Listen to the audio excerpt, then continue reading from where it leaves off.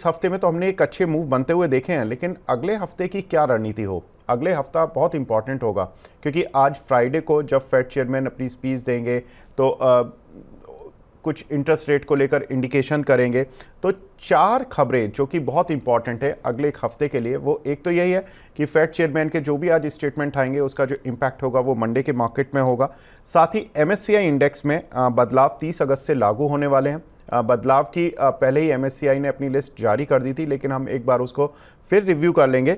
साथ ही भारत के Q1 GDP growth data भी होंगे 30 अगस्त को, जहां पर कि हम देख रहे हैं कि जो GDP ग्रोथ है भारत की लगातार इंटैक्ट है, लेकिन इस क्वार्टर की कैसी रहेगी इस पर विस्तार से बात करेंगे। साथ ही ऑटो कंपनियों पर अगस्त बिक्री आंकड़ों से पहले ही थोड़ी सी हलचल देखने के लिए मिल सकती है, क्योंकि ऑटो बिक्री हर महीने की पहली तारीख को शुरू हो जाती है। तो अगस्त महीने की जो बिक्री होंगी वो 1 सितंबर को होंगी, लेकिन शेयरों में हलचल पहले ही शुरू हो जाती है 2-3 दिन पहले। तो जो नेक्स्ट वीक होगा वहाँ पर ऑटो काउंटर्स भी रडार पर रहने चाहिए। रवि सर, अगर फेड पर तो हमने बात कर ही ली थी कि फेड चेयरमैन अगर कुछ इंटरेस्ट रेट कटौती की इंडिकेशन देते हैं, हालांकि आपने कहा कि हॉकिश उनका स्टेटमेंट आ सकता है। स्ट्रीट एक्सपेक्ट कर रहा है कि 25 से 50 बेसिस पॉइंट की कटौती देखने के लिए मिल सकती है, और अगर कटौती कुछ भी होगी तो वो 17 से 18 सितंबर में होगी। सर, ऐसा कर सकते हैं क्या कि अगर कोई हॉकिश स्टेटमेंट आता है तो मार्केट में उन सब भी स्टॉक्स को बाय करने का मौका होगा जो कि अगर मंडे को कुछ हॉकिश स्टेटमेंट के बाद गिरेंगे, like Infosys, TCS, SAIL, Tata steel, जो कि फेड की स्पीच से काफ़ी कुछ मूव करते हैं, और जब फेड की एक्चुअल मीटिंग होगी 17-18 सितंबर को तब आपको प्रॉफिट भी मिल जाएगा? कुछ ऐसा है दिमाग में? देखिए, एक्चुअली में विवेक जी, इस समय मार्केट में थोड़ा सा जो है वो एक रेंज बाउंड दायरा देखने को मिल रहा है, और इसी वजह से स्टॉक्स में उतना कुछ अग्रेशन नहीं देखने को मिल रहा। लेकिन ये जरूर है कि अगर सिर्फ IT काउंटर की मैं बात करूं तो मुझे ऐसा लगता है कि थोड़ा सा यहाँ पर प्रॉफिट बुकिंग बनती है, और थोड़ी सी गिरावट के दौर और दिख सकते हैं। और उन लेवल्स पे अगर देखा जाए तो मंडे के लिए कैरी नहीं करना चाहिए। तो मुझे लगता है कि एक बार को यहां पर प्रॉफिट बुकिंग के हिसाब से जरूर देखना चाहिए। फ्रेश बाय भी अगर करना चाहते हो तो आपको थोड़ा सा वेट एंड वॉच की पॉलिसी रखनी चाहिए। मंडे के बाद यहां पर डिसीजन लेना आपके लिए ज्यादा बेहतर होगा। जी। दूसरा एक सर जो इम्पॉर्टेंट डेवलपमेंट होगा वो 30 अगस्त से MSCI में जो बदलाव होने वाले हैं उसमें भारत का वेटेज भी बढ़ने वाला है, जिसमें कि माना जा रहा है कि पैसिव जो FIs का इनफ्लो होगा वो $3 बिलियन तक होगा। लेकिन इंपॉर्टेंट कुछ एक काउंटर्स रहेंगे जहां पर कि FIs का फ्लो आ सकता है। SDFC बैंक इस शेयर में करीब करीब $1.5 बिलियन का इनफ्लो आ सकता है। साथ ही अगर देखें तो कुछ एक शेयर्स जो कि इन्वेस्टर्स की रडार पर भी रहते हैं, RVNL, Idea, Dixon Tech, Oracle Financial, Prestige Estate, Oil India और जाइडस लाइफ, इनके चूंकि वेटेज बड़े हैं तो इनमें भी इनफ्लो आता हुआ दिखाई दे सकता है। रवि सर, आप किस पर्टिकुलर काउंटर पर जाना चाहेंगे, इर्रेस्पेक्टिव ऑफ कि MSCI इंडेक्स में वेटेज बढ़ रहा है लेकिन फंडामेंटल वगैरह सब ठीक है?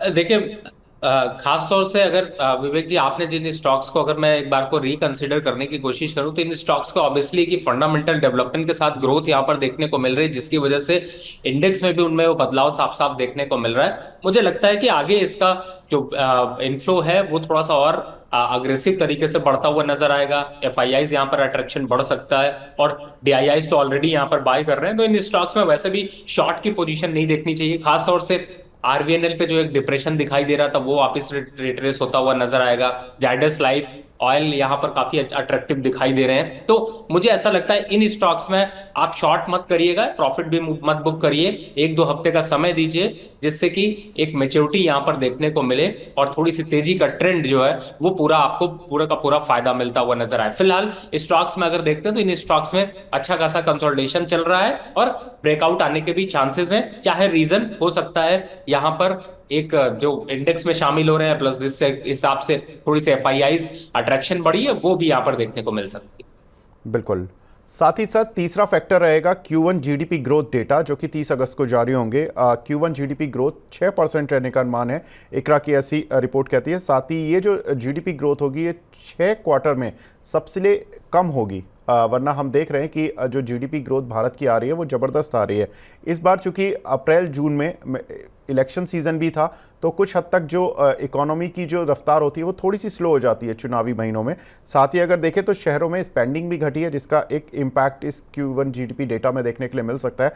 लेकिन इकरा की ही रिपोर्ट ये कहती है कि जो पूरे साल के जीडीपी एस्टिमेट्स हैं वो 6.8% रहेंगे। रवि सर, जीडीपी ग्रोथ जब डेटा आएगा अगर 6%, तो और जब ये भी बैंड्स छपेंगे कि 6 महीने की तिमाही के नीचे है, हालांकि हम अभी से बात कर रहे हैं तो मार्केट शायद डिस्काउंट करने की पहले से ही थोड़ा कोशिश करेगा, लेकिन जीडीपी डेटा पर जो शेयर्स अक्सर हमने रिएक्ट होते हुए देखे हैं, लाइक कैपिटल गुड शेयर में एलएनटी जैसे, सीमेंस जैसे शेयर होते हैं। साथ ही जो एग्रीकल्चर एग्री ग्रोथ जो आती है उससे रैलिस इंडिया जैसे, जैन इरिगेशन जैसे काउंटर्स पर इम्पैक्ट आता है। कंज्यूमर स्पेंडिंग चूंकि ऑलरेडी घटी है, तो थोड़ा सा इसका इम्पैक्ट बाटा, एबी फैशन जैसे काउंटर्स पर भी हो सकता है कि दिखाई दे। सर क्या लगता है, ये इम्पैक्ट सही में दिखाई देगा तो वो एक अपॉर्चुनिटी होगा, या किस तरह से इन काउंटर्स को देखें?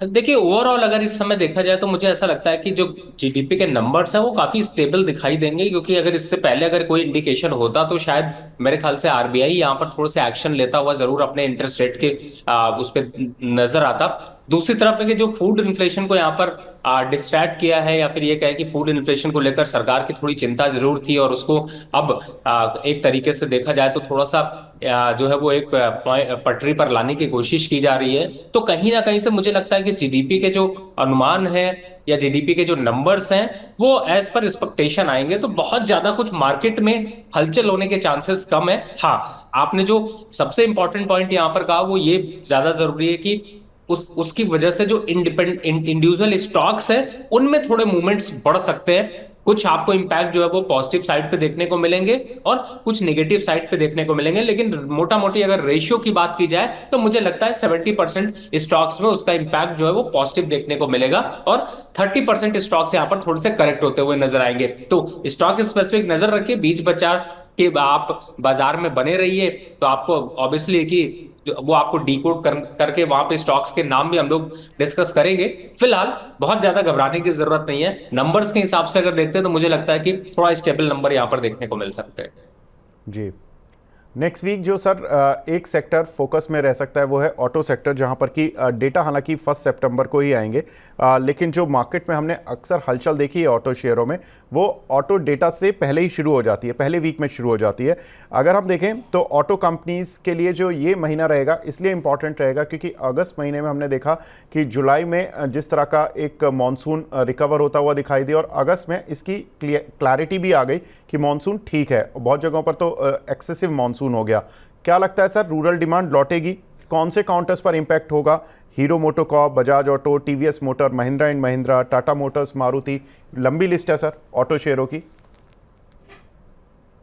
विवेक जी, मैं एक चीज समझने की यहाँ पर कोशिश कर रहा हूँ कि ऑटो सेक्टर में बाय किया जाए या फिर अभी निकला जाए, क्योंकि दो चीजें यहाँ पर समस्या देखने को मिल रही है। एक, अगर स्टडी के हिसाब से देखें, जो इस समय खासतौर से डीलर और जो कंपनीज है उनके बीच में काफी हद तक जो है वो एक डिस्ट्रैक्शन देखने को मिल रहा है, और उसको लेकर काफी विवाद विवाद चल रहा है। तो ऐसे समय पे मैं थोड़ा सा ऑटो कंपनी से थोड़ा दूर रहने की राय दे रहा हूं, और इन स्टॉक्स की जगह पे आपको कह रहा हूं कि आप ऑटो एक्सिलरी के स्टॉक्स की तरफ मूव कर जाएं, क्योंकि मुझे ऐसा लगता है कि 1 से 2 हफ्ते ऑटो स्टॉक के लिए अच्छे नहीं हैं, और थोड़ी प्रॉफिट बुकिंग देखने को मिल सकती है। उसका इंपैक्ट इंडेक्स में भी देखने को मिलेगा, लेकिन यहां से रैली तो बिल्कुल नहीं दिखाई दे रही है। तो मुझे ऐसा लगता है कि आप जो करंट सिनेरियो को यहां पर समझे और आगे के जैसे मॉनसून को देखें, लेकिन जो करंट इन्वेंट्री यहां पर है उसका एक इंपैक्ट रहेगा। तो ऑटो पे अभी इन्वेस्टमेंट करना या एसेट एलोकेशन करना थोड़ा कम रखें तो ज्यादा अच्छा है। दूसरी साइड